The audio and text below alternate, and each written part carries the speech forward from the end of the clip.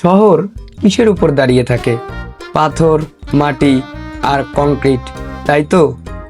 যদি বলি ইউরোপের রোমাঞ্চকর শহর ভেনিস দাঁড়িয়ে আছে কাঠের স্তূপের উপর, তাও আবার হাজার বছর ধরে, আপনার কাছে শুনতে অবিশ্বাস্য মনে হলেও এটাই সত্য। পৃথিবীর সব শহর মাটির উপর গড়ে উঠলেও ভেনিসের ভিত্তি হলো পানির নিচে থাকা হাজার হাজার কাঠের স্তূপের উপর। মূলত ভেনিস একটি ভাসমান শহর, শুধু আকর্ষণ, সৌন্দর্য আর ইতিহাসের জন্য নয়।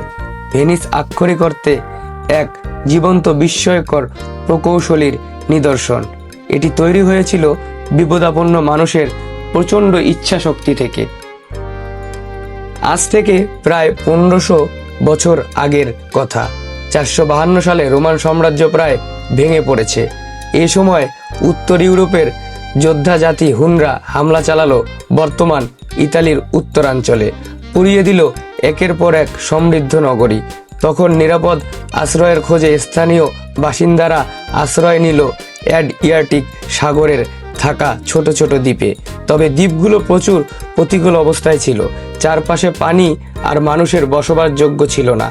এমন জায়গা শহর গড়ে তোলার চিন্তা অকল্পনীয়, কিন্তু মানুষের টিকে থাকার ইচ্ছা আর অদম্য দৃঢ় সংকল্পের উদ্যমে গড়ে উঠেছিল ভেনিস শহর।